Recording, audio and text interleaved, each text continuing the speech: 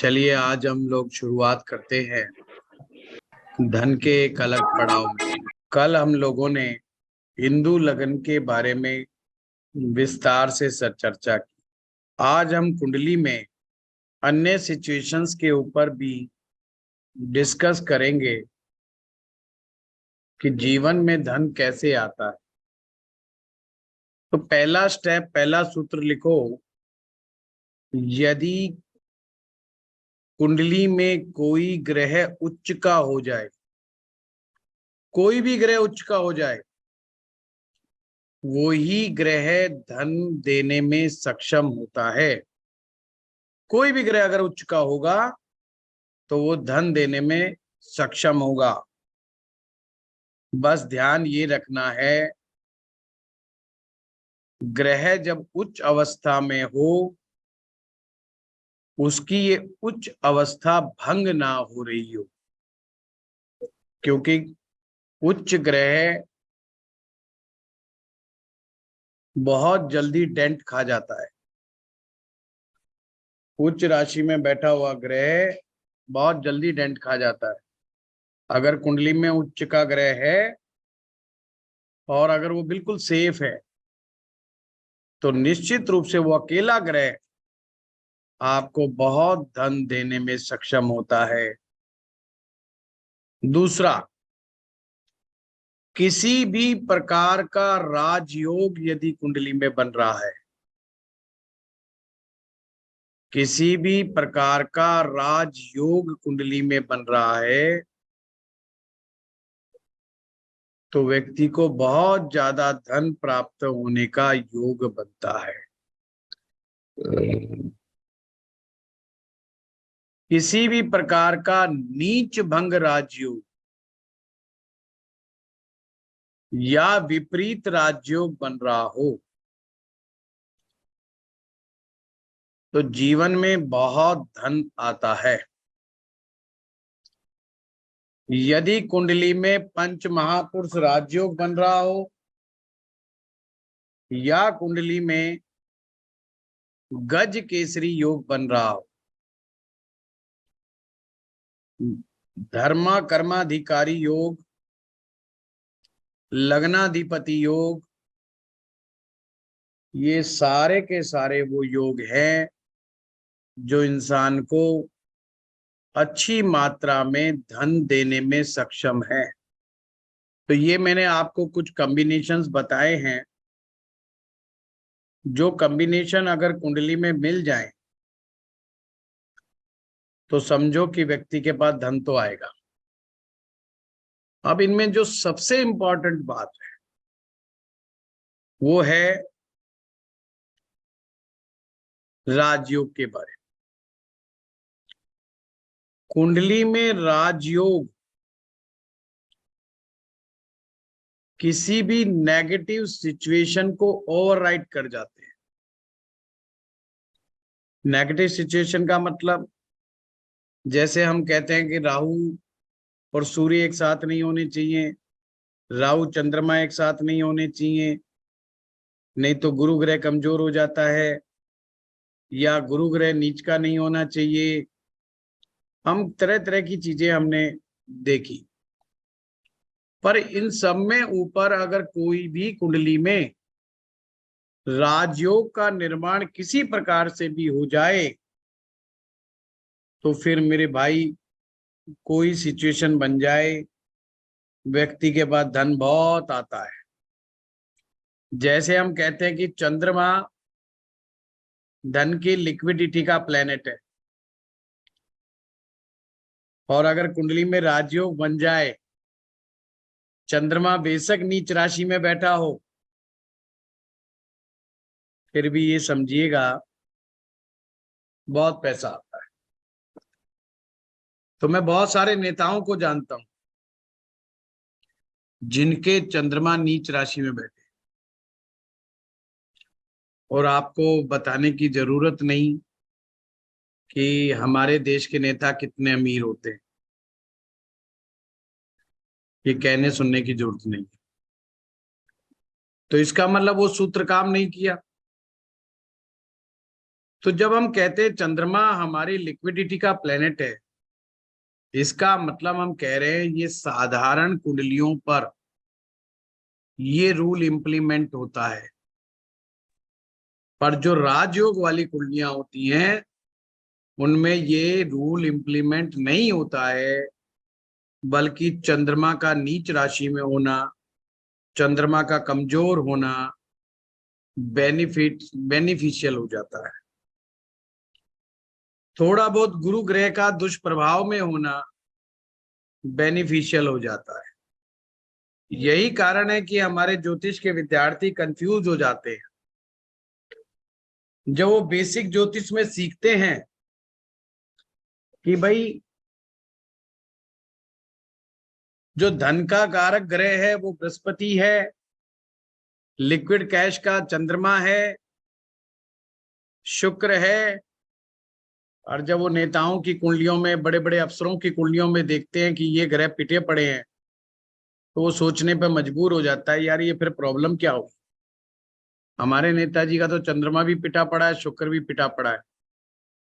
तो वो ये सोचने पे भी मजबूर हो जाते हैं जब वो पढ़ सीखते हैं कि शुक्र ग्रह लग्जरी का सबसे बड़ा ग्रह है। फिर वो ये भी सोचते हैं कि नेताजी के पास तो लग्जरी की कोई कमी भी नहीं है और शुक्र भी कमजोर है। इसका तात्पर्य क्या है? तो जब आप एस्ट्रो पाठशाला में सीखते हैं, किसी बड़े कोर्स को ज्वाइन करते हैं, तो फिर उसकी डिटेल में चर्चाएं चलती, तो वो चीज आपको डिटेल में कभी मैं वेल्थ एस्ट्रोलॉजी बढ़ाऊंगा तो आपको सीखने को मिलेगा। अभी के लिए हमने मेन मुख्य बातें याद रखनी है कि जो भी राजयोग बने तो उस राजयोग को बनाने के लिए एक ग्रह यानी कि सूर्य, बिना सूर्य की ताकत के, बिना सूर्य की शक्ति के राजयोग का निर्माण नहीं हो सकता। और अक्सर कई बार, आज ये D1 की बात कर रहा हूं, नेटल चार्ट की, इंदु लगन की बात नहीं कर, जो आपकी मेन कुंडली है मैं उसी के चर्चा कर रहा हूं। ज्योतिष में ना धन देखने के बहुत सारे तरीके हो सकते हैं, जरूरी नहीं कि कोई एक ही टेक्निक अपनाओ। हाँ, इंदु लगन की टेक्निक अपने आप में एक इंडिपेंडेंट टेक्निक है, वो बात अलग है। पर हम D1 चार्ट से भी धन देखते हैं। अब हमने देखना है, एक एक चीज पे चर्चा करता हूं कि लग्नाधिपति योग क्या होता है। लगन का स्वामी यदि लगन में ही बैठ जाए तो लग्नाधिपति योग होता है। लगन का स्वामी लगन में बैठ जाए तो लग्नाधिपति योग होता है।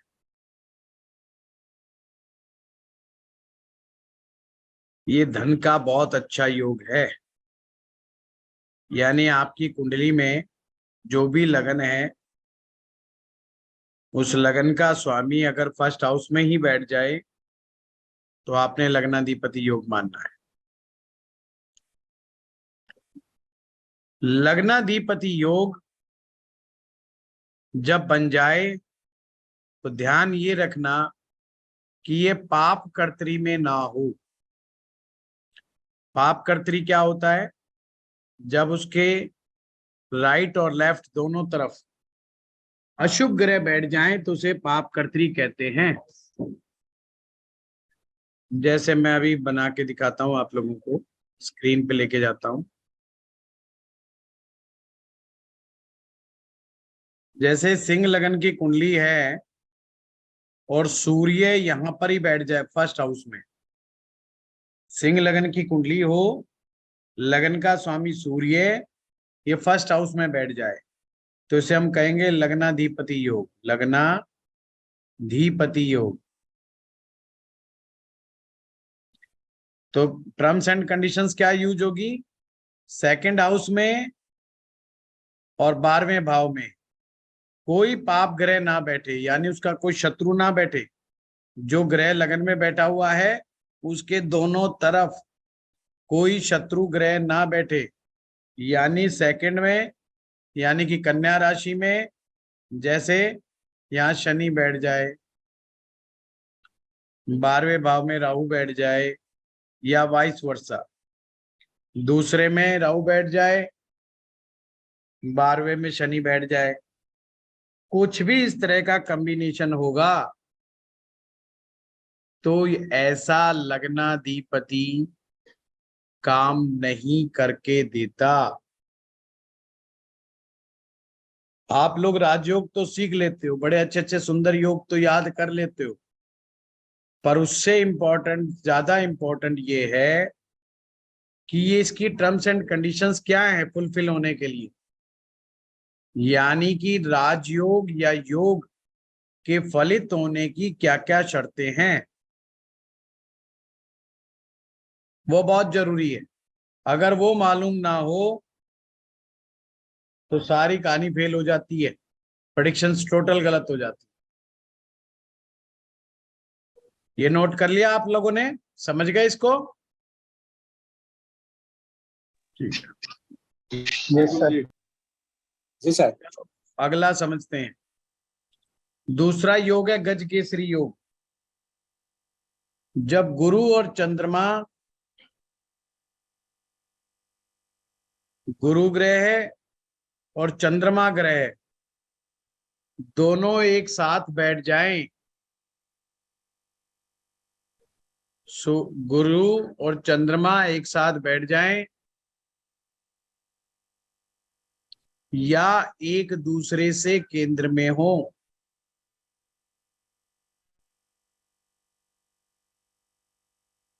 ये एक प्रकार का बड़ा राजयोग है गज केसरी योग। सर एक दूसरे केंद्र का मतलब कि 1 4 7 10 में आपस में रिश्ता हो उनका? जी जी जी, 1 4 7 10 का रिश्ता। धन्यवाद।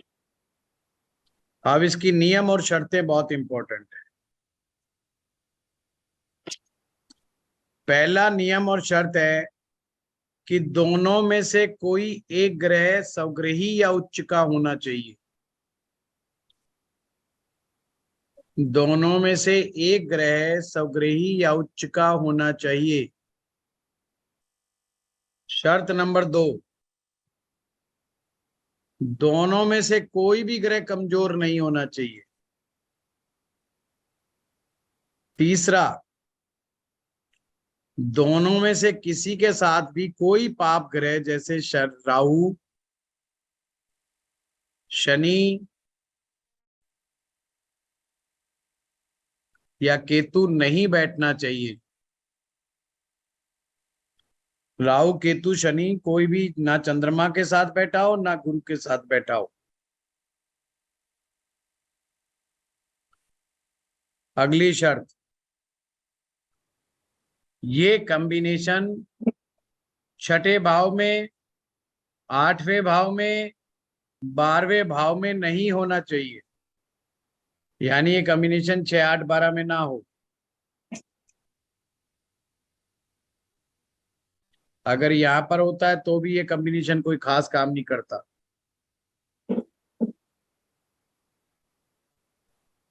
सर अगर ऐसे में सर चलित चार्ट में अगर एक प्लैनेट आगे पीछे हो जाए तो केंद्र का योग बनता हो, लेकिन चलित में अगर आगे पीछे हो जाए तो हम उसे कंसिडर करेंगे?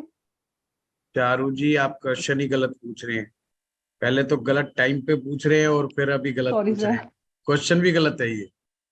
चलो मैं अभी करूं, एक बार मैं शर्तें लिखवा लूं, फिर मैं आपको मौका सॉरी सर, दूंगा। सॉरी। तो आप नोट करें कि चंद्र और गुरु 6 8 12 में नहीं होने चाहिए।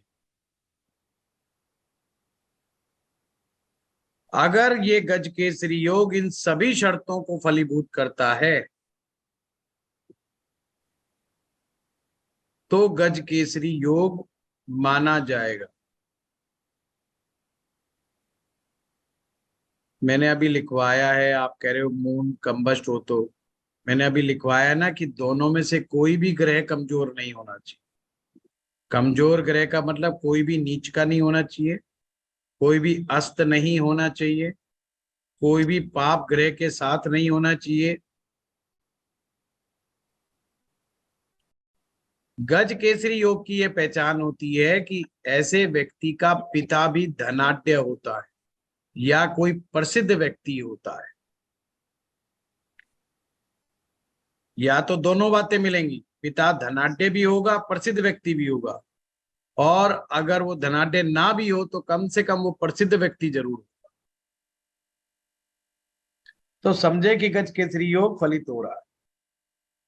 गज केसरी योग के बारे में मैं ज्यादा इसलिए बोल रहा हूं, ये अक्सर आम लोगों की कुंडलियों में ये योग मिल जाता है, साधारण कुंडलियों में भी ये योग मिल जाता है, और ज्योतिषी कंफ्यूज हो जाता है और उसको बेचारे को कह देता तेरा तो गज केसरी योग बना हुआ है, वो भी खुश खुश घूमता रहता है कई साल तक। बाद में वो टेंशन में आ जाता है कि मेरा गज केसरी योग फलित क्यों नहीं हो रहा है। तो हर कॉम्बिनेशन के पीछे नियम और शर्तें लागू होती हैं। अगर वो नियमों को, उन शर्तों को पूरा करता है तो ही कोई योग राजयोग के फल देने के में सक्षम होता है। हाँ, पूछे क्वेश्चन सिर्फ गज केसरी योग से रिलेटेड, अपना कोई क्वेश्चन ना पूछे कि सर जैसा आपने बताया, मैंने भी बहुत कुंडलियों में देखा है। आवाज ही खत्म। जी सर। कौन बोल रहा है? जी सर, गुरुजी नमस्कार जी। तो किशन शर्मा सर। एक तो भैया देखो, आप लोग है ना कैमरे पे आके बोला करो, कैमरा ऑफ करके बैठना किसी की मजबूरी है तो बात अलग है, नहीं कैमरे पे आइए। और ये एक अच्छे संस्कार नहीं है। गुरु बनने से पहले शिष्य बनना पड़ता है। आप लोग गुरु बनने को तो तैयार हो गए सारे, पर शिष्य कौन बनेगा ना? पहले शिष्य बनना सीखो, सभी के सभी। और शिष्य बनना ज्यादा बड़ी महानता है गुरु बनने से। गुरु की इतनी महानता नहीं होती जितनी शिष्य की होती है, क्योंकि सबसे ज्यादा कठिन काम ही शिष्य बनना है। गुरु तो कोई भी लिख दे गुरु जी, बन गया गुरु जी। बनारस में हर कोई गुरु जी है ना? तो इसका मतलब ये है कि गुरु बनना आसान है, शिष्य बनना मुश्किल है। तो हैंड रेज करो, सलीके से आइए, तो मैं समझ पाऊंगा कि मैं किससे बात कर रहा हूँ, है ना? ये तो बिल्कुल ही राहु वाला काम हो जाएगा कि पता नहीं मैं किससे बात कर रहा हूँ। हाँ गीता लाल जी, आप बताइए। सपोजिंग जुपिटर सैजिटेरियस साइन में है 11th हाउस में एंड मून 5th हाउस में है, पर शनि 9th हाउस से एज लग्न लॉर्ड जुपिटर को एस्पेक्ट कर रहा है। कोई बात नहीं। एक तो सबसे अच्छी बात यह कि जुपिटर और मून आमने सामने है, और एक पंचम भाव में, एक एकादश भाव में है। तो इस योग में हम कहेंगे कि धनु राशि का गुरु है। हाँ जी। तो गुरु जो है, अब हमने इसी गुरु को नवमांश में देखना है गीता जी। अच्छा। ये कमजोर नहीं पड़ना चाहिए वहां पर। अगर कमजोर पड़ गया तो फिर ये भंग हो जाएगा, नहीं कमजोर पड़ा तो ये फिर 30 से 40% रिजल्ट ही देगा इस सिचुएशन में। और पर शनि लग्न लॉर्ड होके भी अफ्लिक्शन देगा? कोई बात नहीं, अगर शनि लगन लॉर्ड होकर के तीसरी दृष्टि से देख भी रहा है, शनि की दृष्टि जब गुरु के ऊपर पड़ेगी तो गुरु को ज्यादा फर्क पड़ता नहीं है। अच्छा। शिष्य गुरु के बारे में गंदे विचार रखता है, खराब विचार रखता है, गुरु का नुकसान कुछ नहीं है कोई नुकसान कुछ नहीं है। शिष्य अपना नुकसान खुद ही करता है। शनि एक ऐसा ग्रह है जो गुरु की बहुत रेस्पेक्ट करता है। शनि एक ऐसा ग्रह है कि जो गुरु की बहुत रेस्पेक्ट करता है। हेलो। जब शनि गुरु पर दृष्टि देते हैं तो गुरु का नेगेटिव नहीं होता, प्लस अगर गुरु शनि को देख लेते हैं तो शनि की अशुभता कम हो जाती है। यानी गुरु में इतना पराक्रम है, इतना पुरुषार्थ है, उनकी आंखों के में इतनी ताकत है उनकी दृष्टि में, कि वो शनि जैसे अशुभ ग्रह को भी शुभ बनाने में सक्षम हो जाते हैं। तो गज केसरी योग बनता है। ठीक है। जुपिटर नवांश में 6th हाउस में एग्जॉल्टेड है, तो गड़बड़ हो गई। तो ये 30 से 40% वाली कैटेगरी में ही रह गया। तो इसका मतलब ये होगा कि पिता सक्षम होंगे, कमाई धमाई बहुत अच्छी होगी, परंतु जरूरी नहीं कि वो नेशनल फेम के व्यक्ति, ठीक, पर कमाई धमाई अच्छी हो। Thank you sir. हाँ मैंग जी, म्यूट पर है आप। नीतू जी। हाँ नमस्ते, हाँ नमस्ते सर, आया आवाज? हाँ जी आ गई। अच्छा सर, मेरा वही क्वेश्चन था कि लगने शनि के साथ शनि चंद्र और गुरु बैठे तो शनि के प्रॉब्लम शनि साथ नहीं बैठना चाहिए मैंग जी, है ना, नहीं तो फिर मामला गड़बड़। लगने से मेरा लगने से है शनि कुंभ लग्न का, और उसके साथ में 3 ग्रह है। हाँ तो नहीं शनि, नहीं, अगर शनि गुरु के साथ बैठ जाए या शनि चंद्रमा के साथ बैठ जाए तो ये योग भंग हो जाएगा, फिर गज केसरी योग नहीं माना जाएगा। अच्छा नहीं, शनि लगने से फिर तो नहीं, कुछ भी हो, अच्छा ये योग नहीं माना। और मैंने लक्षण बता दिए। लक्षण ये कि पिता फेमस आदमी होगा, बराबर, बहुत प्रसिद्ध अगर व्यक्ति गुरु, होगा, फिर प्लस गुरु स्वग रही है, उसका स्वग रही हो घर तो में, माना जाएगा। सुन लीजिए, उसके घर में इतनी बड़ी ताकत होगी, जिसे हम कहावत कहते हैं ना कि घर में सफेद हाथी पाल रखे, यानी कि घर में इतना पुरुषार्थ और इतना पैसा होगा कि हाथियों को खाना खिलाने का उसमें ताकत होगी। गज, गज मैंने हाथी, केसरी शेर सिंह के समान, कि फेम होगा शेर की तरह, कि उस शहर में जाकर के कोई पूछ ले फलाने राम का घर कहाँ है, तो रिक्शा वाला, तांगा वाला, हर कोई जानता है, अच्छा फलाने राम जी, अच्छा जी हम सब जानते हैं। तो जैसे कोई प्रसिद्ध आदमी होता है कहीं पर, उसके घर के बारे में कहीं पूछ लो, हर कोई जानता है। तो ऐसे लक्षण जरूर कुंडली में आने चाहिए, तो पता चल जाएगा ऑटोमेटिक कि साहब ये फलित हो रहा है कि नहीं हो रहा है। फिर बाद में सीखते रहो कि टेक्निकली गड़बड़ कहाँ होगी। हाथी की सवारी, हाथी की सवारी का मतलब, ऐसे लोग हाथी की सवारी का बड़ा एंजॉय करते हैं। अब घर में पाल रखा होगा तो हाथी पे ही घूमेंगे। इसका मतलब ये है कि आप घर में ऐसे ऐसे नौकर चाकर रख सकते हैं जिनकी तनख्वाहें बड़ी बड़ी होंगी, परंतु उनका कोई विशेष काम नहीं होगा। है जैसे कई बार आप फिल्मों में देखते हैं ना, एक असिस्टेंट होता है जो सिर्फ उसकी तारीफ करने में लगा रहता है, बस जी जनाब, वो कुछ कह दे यस सर जी जनाब, तो उसका बाकी पूरे फिल्म में देखते हो कोई काम नहीं होता वैसे, बस वो बॉस का बैग उठाता, पकड़ता और जी हजूरी करता है, उसको उसी बात की सैलरी मिल रही होती है। और ये प्रैक्टिकल लाइफ में ऐसा ही होता है। आप कोई दिमागदार आदमी आएगा, वो कहेगा यार ये क्या काम कर रहा है, ये तो कोई खास काम ही नहीं कर रहा है, इसको तो हटाओ, ये तो लाख रुपए की तनख्वाह वैसे ही ले रहा है। तो जिसका गज केसरी योग होगा, उनके घर में ऐसे खर्चे कई पाल के बैठे होंगे वो, जिनका कोई प्रैक्टिकल खास यूज नहीं। तो इससे भी मैच कर लिया करो अपनी कुंडली में, अगर किसी को डाउट हो कि गज केसरी योग बन गया है। बाकी बनता कैसे वो मैं बता ही रहा हूं, ठीक है। लग्नेश को क्या मतलब, लग्नेश को काउंट नहीं करने का ना, चाहे शनि हो। मैं लग्नेश की बात नहीं कर रहा, मैंने कहा है कि अगर शनि अगर चंद्रमा के साथ आ गया या गुरु के साथ आ गया तो ये भंग हो जाए बस। फिर तो आप हमारे बड़े कोर्स में आएंगे ना, तो उसमें बहुत डिटेलिंग होगी, तो फिर मैं बता पाऊँ। अब कल ही ने एक ने कंप्लेंट कर दी जी मैं पूछ नहीं पाया, तो भाई अब ये छोटे छोटे कोर्स में इतना डिटेलिंग होना पॉसिबल नहीं है। मेरी जगह बैठ के देखो, पत्थर मारना शुरू कर दोगे। तो मैं तो बहुत शांत और संयमित रूप से फिर भी सबका जवाब देने की कोशिश करता हूँ। हाँ नीतू जी। प्रणाम सर। प्रणाम। सर गजकेसर युग में आपने कहा कि यदि शनि राहु या केतु बैठे तो वो लगता नहीं है, इसका कोई उपाय कर सकते क्या? उपाय तो कर सकते पर बताऊंगा नहीं। ठीक है सर। ठीक है सर। सर मैं इस समय वीडियो नहीं ऑन कर सकती हूँ क्योंकि मेरा लंच का बनाने का और खिलाने का टाइम रहता है, कोई बात थोड़ा नहीं, देखो किसी की मजबूरी है, कोई बात। हाँ सोनिया जी। इसलिए thank you sir, thank you. हाँ सोनिया जी। हाँ जी सर, जिनका हो गया वो हैंड डाउन कर लीजिए प्लीज। हाँ जी सर, सर मेरी थोड़ी मजबूरी है, मेरा फेस पे एलर्जी हुई है इसलिए मैं वीडियो नहीं ऑन कर पा रही। हाँ कोई बात नहीं, बताइए। हाँ जी सर, मेरा क्वेश्चन कल इंदु लगन से है। सर आपने बोला था लगन में शुभ ग्रह हो तो उसका परिणाम अच्छा होता है, और उसके साथ अशुभ ग्रह भी बैठे हो तो फिर क्या परिणाम होगा? फिर मिक्स रिजल्ट देता है। ठीक है सर।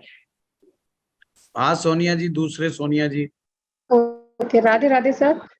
सर कर्क लगन की पत्री है और मून जुपिटर वहीं बैठे हैं, और बहुत जुपिटर बढ़िया। लेकिन जुपिटर रेट्रो है, तो उसका कुछ वो होगा कि उसमें कमी आ जाएगी? उच्च का जुपिटर होके रेट्रो हो गया। उच्च का जुपिटर अगर रेट्रो हो जाए, आपको सूत्र समझा रहा हूं, तो उसका फल नीच राशि के समान हो जाता है। देखा, आज तो दिन ठीक नहीं है सोनिया जी। गज केसरी योग तो गया गया, उच्च का गुरु और खराब हो गया। नहीं, कम से कम उच्च का गुरु तो ठीक ठाक बैठा था। हाँ वो तो ठीक ठाक बैठा था, उच्च का जुपिटर, और फिर उसके ऊपर सैटर्न की तीसरी दृष्टि है। नहीं, दृष्टि तो मैंने बताया ना, दृष्टि का इतना बड़ा रोला नहीं है, है ना। ओके।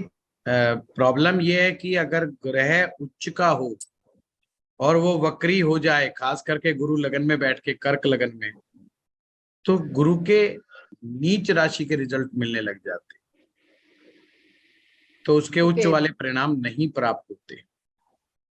ओके। अदरवाइज, और मैं लक्षण बता देता हूँ इस चीज के क्या है, क्योंकि ये बहुत इंपॉर्टेंट है।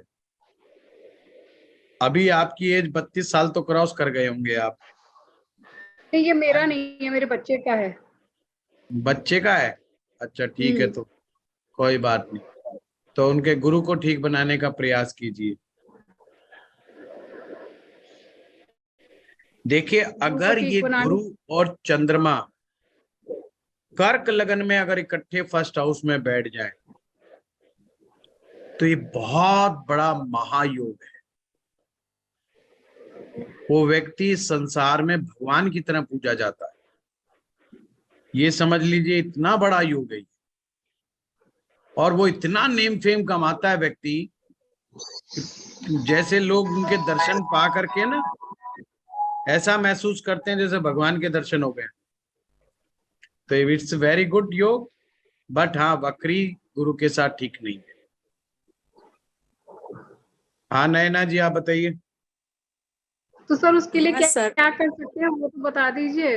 अब इसमें आप अकेले को बताऊंगा ना तो फिर देख लो नैना जी लिख देंगी कि देख लो मेरा नंबर नहीं आया, तो मैंने नैना जी का लिखा नंबर था लगाने दो। हाँ बताइए नैना जी। हाँ वही, गुरु मित्र राशि में हो तो? मित्र राशि में, मीन राशि में या धनु राशि में हो? अच्छा, सन की राशि मित्र नहीं होगी? 5 नंबर? नहीं, केवल धनु राशि, मीन राशि, मित्र राशि से नहीं बनता। और ये उच्च का गुरु का जो अभी आपने बोला ना, रेट्रो हो जाए तो जैसे नीच राशि में हो, रेट्रो हो जाए तो उच्च के फल देगा? हाँ बिल्कुल उच्च के फल देगा। ओके, बिल्कुल उच्च के देगा, पर उच्च के कैसे देगा वो कभी मैं समझाऊंगा आपको डिटेल में, क्योंकि इसका फर्स्ट हाफ नीच का परिणाम दिखाता है, सेकंड हाउस में उच्च की तरह रिजल्ट देता है। ओके, जैसे जुपिटर 5 नंबर राशि में रेट्रो होके मून के साथ ही बैठा हुआ है, और ये वीनस एस्पेक्ट कर रहा है, तो क्या? मुझे थोड़ा सा कहना है, आप लोग अपनी अपनी कुंडलियों को लेके बैठोगे तो नहीं, कुंडली अपनी नहीं है, किसी की याद रहेगी। कोई बात नहीं, कल नैना जी ने लिखा था, वो है पर्सनल, इसीलिए मैं बता रहा हूँ ये प्रॉब्लम। हाँ मैंने लिखा था। हाँ इसीलिए आज आप ही समस्या क्रिएट कर रहे हो, देख लो। कोई बात नहीं, देखिए आज ये छोटा सेशन है। अच्छा, ये योग क्या होता है? एवरी क्लास में मेरे साथ ये चीज होती है, उसके लिए कुछ बताइए। कि जैसे ही मैं बोलना स्टार्ट करती हूँ वैसे ही रोक आ जाती है। आप पॉजिटिव सोचना शुरू कीजिए, और अगर मजा ना आए तो और पॉजिटिव लिखिए, फिर देखो आपके साथ पॉजिटिव होना शुरू हो जाएगा। ये मेरी गारंटी है, मेरी क्लास में तो ऐसा होगा। ओके, पॉजिटिव लिखिए। हाँ लीना जी। हाँ सर, वो बताया नहीं आपने। नैना जी मैंने वो ध्यान से सुना नहीं, वो क्या बोला आपने, मैं समझा ही नहीं। जैसे सिंह राशि में, लियो राशि में, हाँ लियो राशि में ना वो सौग्रही है, ना वो नीच का है, ना वो उच्च का है गुरु। ओके, तो ये माना जाएगा? ये नहीं, बिल्कुल नहीं माना, नहीं नहीं ओके। बिल्कुल जुपिटर और मून दोनों ही साथ में है तो भी नहीं माना जाएगा। नहीं नहीं, वो बस जुपिटर मून का एक साथ होना बड़ा अच्छा माना जाता है इन टर्म्स ऑफ कि ये व्यक्ति को जीवन में अच्छा भोजन देता है, अच्छा रहन सहन, सुख के सुख सुविधाएं देता है। ये देखिए ये कॉम्बिनेशन इतना अच्छा है कि चंद्र और गुरु किसी भी तरह से एक साथ बैठ जाए, बशर्ते कोई एक नीच का ना हो, फिर भी अगर बैठ गए साथ या आमने सामने भी बैठ गए, बेशक गज केसरी योग ना बने आप लोगों को, उसको अच्छा भोजन, अच्छा रहन सहन, क्वालिटी ऑफ लाइफ ये मिलेगा मिल ही जाता है, मिलेगा ही मिलेगा। Okay sir, thank you. हाँ लीना जी। सर बस मुझे एक चीज पूछनी है कि मान लीजिए लगन में अगर तुला में गुरु और चंद्रमा साथ बैठे हैं, अगर तो तुला और- लगन में लीना जी बन गया, बीच में ही रोक रहा हूँ, तुला लगन में ये बनता ही नहीं है, फलित नहीं होता। फलित नहीं होता, यही पूछना था। वृष बस लगन जब में, भी- तुला लगन में, मिथुन लगन में, कन्या लगन में, मकर लगन में ये फलित ही नहीं होता। ठीक है, बस यही मैंने भी ये क्वेश्चन पूछा था कि तुला लगन में दशम भाव में ये हाँ, फलित होगा हाँ या नहीं। शिवांगी जी तो आंसर मिल गया। तो गुरुजी ये तो ये दशम भाव बड़ा में फलित नहीं- गुरु से बनने वाला योग है, आसानी से थोड़ी ना मिल जाएगा। गुरुजी ये दशम भाव में स्वग्रही है चंद्रमा और गुरु एक तो भी जगह नहीं लिखा है। होता है ना, सहज मिले अविनाशी, गुरु मिलना मुश्किल है। मुश्किल है। तो गुरु से बनने वाला योग कोई सहज मिल जाता है क्या? ये बड़ा टफ होता है। पूर्व जन्म के बहुत पुण्य चाहिए और गुरु भक्ति चाहिए। जब हम बहुत अच्छी गुरु भक्ति करते हैं ना, तो जाकर के ये योग बनते हैं, ऐसे कॉम्बिनेशन ये पुण्य आत्माओं के मिलते हैं। मैंने अभी क्या बताया कि कर्क लगन में चंद्र और गुरु अगर एक साथ हो तो ये तो बहुत बड़ा योग, बहुत बड़ा महायोग है कि भगवान की तरह इंसान पूजा जाता है। तो ये कोई कम बड़ी बात है क्या? इट्स ए वेरी नाइस योग। अब जितना नाइस योग ज्योतिष में होगा ना, उतनी उसकी टर्म्स एंड कंडीशंस होंगी, तो सर उसका ये फलित होना मुश्किल हो जाता है। सर फिर हाँ, ये उल्टे- धनु और सिर्फ मीन लगन में बनेगा। 3 लगन है जिनमें ये फलित होगा। 3 लगन नहीं, नहीं, नहीं। sorry, 3 वो पोजीशन मेष में, कर्क में, सिंह में, धनु में, मीन में, कई लगन है, कुंभ में बन जाता है। मित्र वालों में फलित हो जाएगा। हाँ मीना खंडेलवाल जी।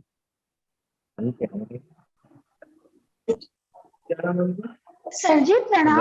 आप प्रणाम। बहुत अच्छे से समझाते हैं, तो बहुत सारे क्वेश्चन है ना सॉल्व हो रहे हैं आज। एक क्वेश्चन मेरा था, यदि मीन लगन में 4th हाउस में जैसे चंद्रमा है जी और उसके फ्रंट में 10th हाउस में जी गुरु है, लेकिन वो शुक्र के साथ है, तो कोई बात क्या नहीं, हम इसको मानेंगे? हम मानेंगे कि ये पूरी तरह फलित नहीं हुआ। अच्छा, मैंने शुक्र शुक्र है इसलिए फलित नहीं होगा। इसलिए पूरी तरह फलित नहीं हुआ क्योंकि ये मीन लगन है।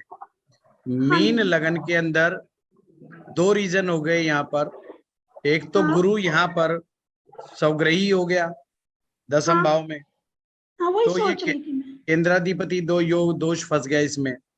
दूसरा दोष शुक्र बन इसमें गया। पापक ग्रह, शुक्र अपने आप में पापक है। गुरु के लग्नों में शुक्र और शुक्र के लग्नों में गुरु पापक होता है। अच्छा, तो पापक ओके, ग्रह के साथ बैठने से, लग्नेश पापक के साथ होने से या गुरु पापक ग्रह के साथ होने से ये योग जी, पूरी जी। तरह से फलित नहीं होता। थैंक यू सर, आज बहुत यही मैं सोच रही थी। Thank you so much. ओ ये योग के बारे में ज्यादा चर्चा ना करें, बहुत सारे लोगों के दिल टूट रहे हैं आज, तो ठीक नहीं है। बनाए रखो भाई गज केसरी योग, हाथी की सवारी करते रहा करो, इसका बनने का योग यही है। हाथी की सवारी करो, हाथियों को पालो, हाथियों को खाना खिलाओ। Very difficult. बेचारे बहुत आज निराश होंगे। अब मुझे याद आ रहा है कि ठीक नहीं, कईयों के बने पड़े हैं। बनाए रखो। कल्पना जी। प्रणाम सर। सर जैसे हमने बोला कि आपने बताया कि गुरु अगर उच्च का हो, रेट्रो हो जाए तो नीच के रिजल्ट देता है, ऐसी सैटर्न अगर उच्च का हो, रेट्रो हो तो वो भी नीच के रिजल्ट देगा? नीच के रिजल्ट दे देता है, बिल्कुल आपने सही कहा। बट एक चीज कल्पना जी रोक रहा हूँ, मैटेरियलिस्टिक चीजों में नीच के रिजल्ट नहीं देगा। अच्छा। मेटेरियलिस्टिक चीजों में, या जैसे मॉनेटरी गेन है, फाइनेंशियल गेन है, मेटेरियलिस्टिक थिंग्स हैं लाइफ में, लग्जरी चीजें हैं, उनमें वो अड़चन नहीं अड़ाएगा। अच्छा। बट अदर चीजों में प्रॉब्लम डाल देगा। जैसे लिविंग चीजें, जैसे शनि का कारक होता है चाचा ताऊ, चाचा ताऊ हमें सपोर्ट नहीं करेंगे कभी भी, या चाचा ताऊ का सुख ही नहीं मिलेगा उन्हें। चाचा ताऊ कितनी दूर रहते हैं पता ही नहीं, या तो होंगे ही नहीं, होंगे तो कोई रिजल्ट्स नहीं आएगा उसका बढ़िया। नौकर, उनके वहां पे नौकर का टिकना, खास करके उसका असिस्टेंट खुद का अपना, अगर वो स्पेशल एक असिस्टेंट रख लें तो असिस्टेंट बड़ा परेशान रहेगा और वो असिस्टेंट से परेशान रहेगा। अच्छा, ये होता है, ठीक है ना। हाँ। और दूसरी बात चीज सर, आपने मुझे से बोला कि जुपिटर गुरु की राशि में, मतलब शुक्र गुरु की राशि में ठीक पाप ग्रह बन जाता है, लेकिन शुक्र तो गुरु की लग्नों राशि में, कल्पना जी लग्नों में, क्योंकि उच्च का भी शुक्र 12वें उसमें होता है। कल्पना जी मैं फिर से कह रहा हूँ, मैंने बोला है लग्नों में। अच्छा, लगन में, गुरु के लगनों में, गुरु के लगन है धनु लगन, मीन लगन, धनु लगन, मीन लगन, शुक्र पापक हो जाता है। शुक्र के लगनों में, यानी कि तुला लगन, वृष लगन, इनमें गुरु पापक हो जाता है। Okay, thank you sir, thank you sir. ये पराशर ऋषि के गोल्डन सूत्र हैं। भगवान से प्रार्थना करो कि मैं आप लोगों को वैदिक ज्योतिष पढ़ाऊं तो आनंद आए, आनंद की गंगा बहेगी। लोग कहते हैं ज्योतिष, वैदिक ज्योतिष में मजा नहीं आता। मैं कहता हूँ मुझे कोई टॉपिक दे दो, उसी में मजा पैदा कर देंगे। सर वैदिक जोशी, खुद को आइडिया नहीं होता। वैदिक की क्लासेस कब लेंगे सर आप? अब देखो, भगवान से प्रार्थना करनी पड़ेगी, मैं तो कह रहा हूँ। अभी तो फिलहाल लाल किताब के ऊपर जोर दे रखा है। लाल किताब का नया बैच 1 तारीख से शुरू हो रहा है, 1 जुलाई से मेरा। अब जिसने लाल किताब सीखनी है आनंदमय तरीके से, तो वो आ सकता है। सर लेकिन कंफ्यूजन नहीं हो जाएगा? एक तरफ वैदिक चलेगा, एक तरफ दोनों एक है कल्पना जी, दोनों एक है। मैं एक ऐसा आदमी हूँ जो हमेशा खुले डंके की चोट पे कहता हूँ कि वैदिक ज्योतिष, लाल किताब ज्योतिष एक ही है, सिर्फ देखने का अंतर है, टेक्निक्स का अंतर है। कुछ लोगों को वैदिक की टेक्निक अच्छी लगती है, कुछ को लाल किताब की टेक्निक अच्छी लगती है। सिर्फ इतना है फर्क। हर चीज वैदिक में भी देखी जा सकती है, लाल किताब में भी देखी जा सकती है। बताने वाला, समझाने वाला सक्षम व्यक्ति होना चाहिए, सामर्थ्यवान होना चाहिए, कोई दिक्कत नहीं है। दोनों में लगभग जिनको दोनों आते हैं वो इस चीज को बड़े अच्छे से समझते हैं। कहने को कुछ भी कह दो। हाँ, ये है कि थोड़ा वैदिक में कोर्स बड़ा है, ये मैं मानता हूँ, कोर्स थोड़ा बड़ा है। लाल किताब में थोड़ा कोर्स छोटा हो जाता है, बस फर्क इतना, इससे ज्यादा फर्क नहीं। बाकी और बल्कि मैं तो कहता हूँ ये एक दूसरे के पूरक है। बहुत सारी चीज अगर आपको वैदिक में नहीं समझ में आ रही तो लाल किताब के फार्मूले से बहुत जल्दी वो चीज पकड़ में आ जाती है। अच्छा। लाल किताब में बहुत सारी चीजें बहुत आसानी से दी हुई होती। जैसे अभी मेरा एक वीडियो आया 2 दिन पहले, जो बृहस्पति के ऊपर, कि आपका बृहस्पति सोना है या पीतल। पीतल, हाँ। अब वो क्या, देखो वो बिल्कुल, अगर जो वैदिक का जानकार भी होगा और उसको कंफ्यूजन किसी प्रकार का हो जाए, जैसे अभी कंफ्यूजन हो गया कि गुरु उच्च का तो है पर वक्री है, उन्हें समझ में नहीं आ रहा है इसको कैसे चेक करें। तो लाल किताब का वो फार्मूला अपना के देख ले, लाल किताब तुरंत वहीं बैठे बैठे कह दे कि D1 के अंदर ही के साथ ये मामला गड़बड़ है। अच्छा। अब उनकी कुंडली में दूसरे भाव में, 5वें में, 9वें में, 11वें में, 12वें में अवश्य ही राहु, बुध या शुक्र बैठे होंगे, या उनकी कुंडली में राहु चंद्रमा एक साथ होगा, या सूर्य चंद्रमा एक साथ होगा। बिल्कुल सही, राहु, बिल्कुल सही, बिल्कुल सटीक सर, बिल्कुल सही है ना। मीन्स हाँ, अनबिलीवेबल। लाल किताब D1 के अंदर ही सारा फैसला ऑन द स्पॉट कर देती है। लाल किताब सन्नी देओल की तरह है, अदालत भी यही होगी और फैसला भी यही होगा ऑन द स्पॉट। आपको डिविजनल चार्ट्स में नहीं जाना पड़ता। वैदिक ज्योतिष में बहुत एक्यूरेसी है, तो इसलिए उसके स्टेप्स बहुत शानदार बने हुए हैं वैदिक ज्योतिष में, कि आपको जाकर के डिविजनल चार्ट्स में जाना पड़ता है बहुत बारीक में जाने के लिए, और सारी बारीकियां लाल किताब में वहीं पे दे रखी हैं बस। जोर उतना ही पड़ता है पढ़ने में। कोई तो सोचे कि सर नहीं पढ़ता, टाइमिंग ऑफ इवेंट भी हम लाल किताब से पता कर सकते हैं? कोई भी साइंस उठा लो, सब में टाइमिंग ऑफ इवेंट्स होता है। अच्छा, टाइमिंग ऑफ इवेंट्स का मतलब क्या है? एक अंदाजा लगाना कि कौन सी घटना कब होगी। कब होगी, हाँ। सिंपल सी बात है भाई, एक आदमी की शादी कब होगी, हाँ, वो लाल किताब में भी होता है, वो वैदिक में भी होता है। हाँ, कोई फार्मूले लगते हैं, जिसको जितना फार्मूला याद हो जाएगा, सिंपल कंसेप्ट है। हाँ, जैसे मैं कहता हूं कि मैंने को आप जो मर्जी क्वेश्चन पूछ रहे हो यहाँ पर वैदिक में, अब मुझे याद है तो मैं धड़ाधड़ बता रहा हूँ। मुझे याद नहीं होगा तो मैं भी दाएं बाएं देखूंगा, आपको भी दाएं बाएं घुमाऊंगा। समझ रहे हो बात को? तो वो है, आपको कितना याद है कितना नहीं है, वो एक इम्पोर्टेंट बात है। ऐसे ही लाल किताब में भी ध्यान रखना पड़ता है कि किस ग्रह को देखने के लिए क्या करें, क्या ना करें, है ना। तो दोनों ही चीजें अच्छी हैं, मैं ये नहीं कहता कि कोई चीज बुरी है कोई चीज अच्छी है। हाँ, कुछ लोगों को वही समझ में आता है, कुछ आता है, वो एक अलग बात है। यस। गुरुजी आपने लिखवाया थैंक यू सर। विपरीत राजयोग में धन बहुत अच्छा आता है। विपरीत राजयोग में तो सर उसमें 6-8 या 6-12 आपस में लॉर्ड इधर उधर हो जाए, लेकिन अगर 6 का स्वामी 12 में और 12 का स्वामी 6 में आ जाए तो इसे विपरीत मानेंगे या एक्सचेंज मानेंगे? एक्सचेंज मानेंगे। तो इस धन के मामले में और ये कृष्ण जी, ये एक्सचेंज अच्छा नहीं, 6-12 का एक्सचेंज अच्छा नहीं। हाँ जी, ये एक्सचेंज मानेंगे। और एक्सचेंज में भी बहुत जरूरी है कि एक्सचेंज हुआ किस किस का है, वो बड़ा इंपॉर्टेंट है। अब एक्सचेंज हुआ 6 और 12 का, जी जी जी, तो ये कोई अच्छा एक्सचेंज नहीं हुआ। अगर एक्सचेंज हो केंद्र का केंद्र से, केंद्र का त्रिकोण से, तो उत्तम होता है। और एक्सचेंज अपने आप में एक राजयोग है, परंतु 6-12 का एक्सचेंज या 6-8 का एक्सचेंज या 2-7 का एक्सचेंज या केंद्र और ये 2-6-8-12 इनका एक्सचेंज, ये कोई अच्छे एक्सचेंज नहीं होते, इनमें कोई गारंटी नहीं होती बहुत ज्यादा।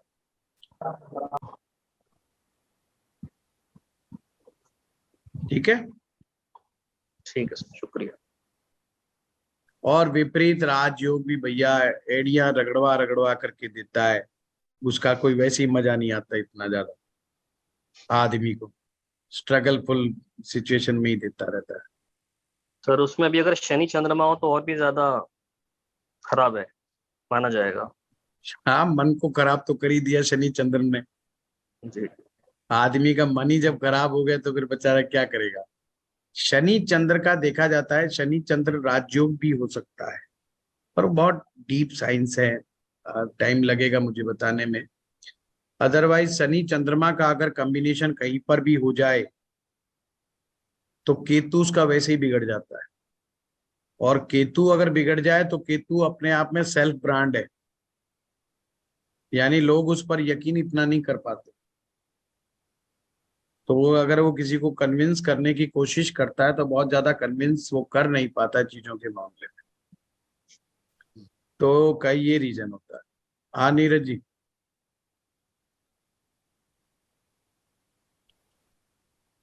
हाँ नीरज जी बताइए। प्रणाम गुरु जी। प्रणाम।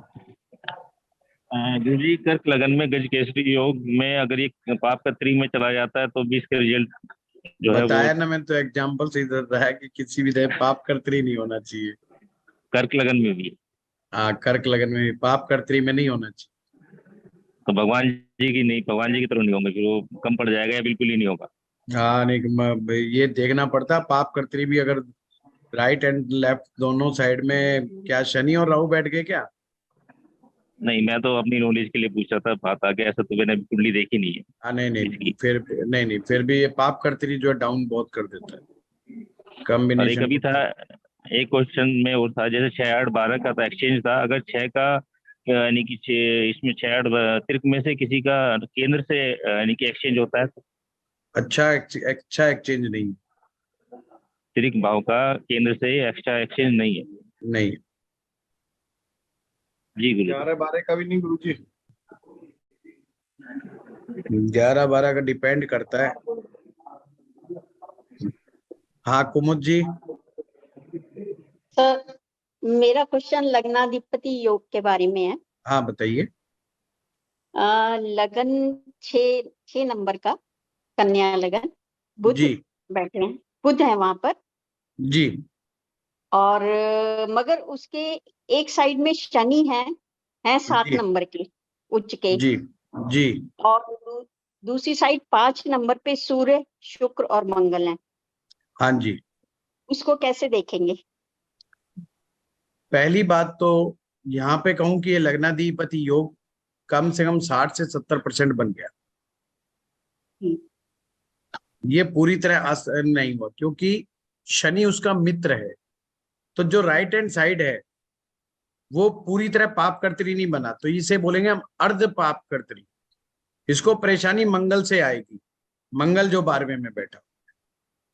तो ऐसे व्यक्ति को बस गुस्सा नहीं खाना चाहिए, और क्या, गुस्से में काम बिगाड़ बैठते, बाकी तो सब फर्स्ट क्लास।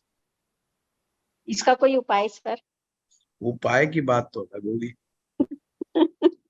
उपाय में लग गए तो सारे पीछे लग जाएंगे, वो कहेगा जी और आज का लास्ट सेशन है और सारे उल्टा उल्टा लिख के भेजेंगे जी बिल्कुल मजा नहीं आया आपकी क्लास में। क्या तो सारे लिख के भेजेंगे कि सब बहुत बढ़िया लगा है गुरुजी, क्योंकि सबको गुस्सा आएगा कि उपाय तो बताया नहीं है। ये तो बहुत बढ़िया है, ठीक है। हाँ बहुत राखी कुछ जी, सीखने को मिला। अब मुझे भी इतने साल हो गए ना कोरोना के बाद ऑनलाइन पढ़ाते पढ़ाते, अब एक्सपीरियंस हो गया कि कब क्या करना है। हाँ राखी जी। Right sir. प्रणाम सर। प्रणाम सर एक तो हमें ये पूछना था कि गजकेसरी योग क्या चंद्रमा और गुरु अगर एक दूसरे पे दृष्टि कर रहे हैं तो भी बन जाता है? तो भी बन जाता है, तो भी बन जाता। तो उसमें भी हम लगन देखेंगे, किस लगन की कुंडली? हाँ हाँ, वो सारे नियम शर्तें हो रही। और राशि भी देखेंगे किस राशि में बैठे हैं हाँ दोनों? वो सब नियम शर्तें रहेगी। अच्छा सर एक ही चीज पूछनी थी, सेकंड थर्ड हाउस में एक्सचेंज है हो या 10th फोर्थ हाउस वगैरह ऐसे एक्सचेंज हो तो सब एक्सचेंज अच्छे होते हैं? आवाज कट गई राखी जी, क्या करें? सर हम पूछ रहे हैं सेकंड और थर्ड हाउस में एक्सचेंज हो। सेकंड थर्ड का एक्सचेंज कोई अच्छा नहीं होता। और सर 10th फोर्थ वगैरह में एक्सचेंज वो सारे अच्छे नहीं होते हैं। आवाज कट रही है आप, कोई बात नहीं, मैं बाद में आता हूँ। 5th और 11th हाउस में एक्सचेंज हो तो भी वो सही नहीं होते हैं क्या? 5th और 11th वो थोड़ा ठीक होता है।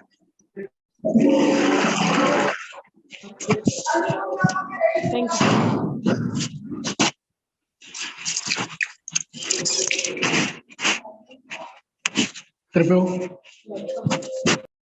भाई पीछे से म्यूट कर लिया करो, घर में से लड़ाई झगड़े की आवाजें आ रही हैं और मुझे सब पता लग रहा है कि किसके कहाँ झगड़ा हो रहा है, कईयों की इज्जत खराब चल रही है घर में, तो म्यूट करके रखा करो। सर 5th और 7th अच्छा कैसे हुआ? ठीक है जी। तो सूर्य 5th तो सूर्य का हो गया और 7th इन्होंने कहा 11वें और 12वें का, नहीं सॉरी 5वें और 11वें का। अच्छा राइट। गुरुजी। सागर जी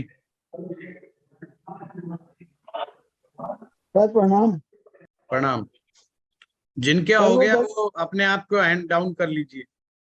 अरे गजकेसरी योग में ये अभी आपने सब स्पष्ट समझाया, सब क्लियर है, लेकिन गजकेसरी योग में सर आपने भी बताया ना कि जब गुरु बकरी होगा और वो अच्छा होगा तो नीच का फल देगा और नीच का होगा तो उसका देगा। लेकिन मान लीजिए वो ना उसका है ना नीच का है, मान लो वो नॉर्मल फिर अलग चीज होगी ना सागर जी, फिर तो मामला ही अलग जोन में चला गया। बकरी है मान लो, बेशक बकरी हो गए तो फिर आपने देखना है कि ये बकरी करे क्या रिजल्ट, फिर वो उसमें गजकेसरी वाला मामला ही वो अलग चला गया, अलग जोन में चला गया ना। अच्छा आपने बताया मकर लगन में भी नहीं ये काम, ये 2-3 लगन बताए जी काम नहीं। जी जी जी जी जी। अच्छा सर एक चीज पूछवानी थी, 8वां भाव और 11वें भाव का स्वामी का आपस में एक्सचेंज हो तो वो अच्छा रहता है? ये हमारा आज का टॉपिक ही नहीं है सागर जी, है ना, हम गलत दिशा में चले गए हैं। ठीक है। हाँ मनमोहन राजपूत जी, पंकज देवगन जी। जी सर नमस्कार। नमस्कार। हाँ जी सर एक चीज पूछना था इसमें कि मान लीजिए लग्नेश और षष्ठेश होकर के शुक्र 6ठे भाव में हो और 12वें का लॉर्ड भी 6ठे में आ जाए। नहीं, गजकेसरी योग की बात करो मनमोहन जी, और कोई बात नहीं है ना। अच्छा जी सर, एक रिक्वेस्ट थी सर, वीडियोस अवेलेबल हो जाएं वेल्थ एस्ट्रोलॉजी के सर। आपको शायद नहीं पता, बहुत सारे लोग लिख रहे हैं जी। कल ही पूरा का पूरा ड्राइव बना करके भेज दी गई है ग्रुप के ऊपर, फिर भी लोग सर लिखे जा email- रहे हैं कि हमें नहीं मिल रही है। कारण क्या है, सर नहीं कोई भी ऊपर उठा के जाकर के देखता है नहीं, वो सोचता बिल्कुल सामने पड़ा होना चाहिए।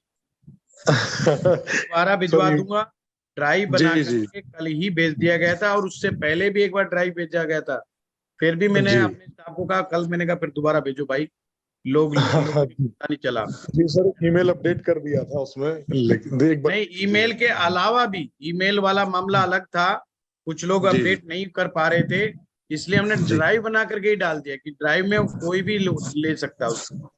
जी जी जी, थैंक यू सर। ठीक है, चलिए आप लोगों का बहुत बहुत धन्यवाद, आज बहुत बढ़िया रहा। गुरुजी आप लिखिएगा। प्रणाम गुरु। प्रणाम।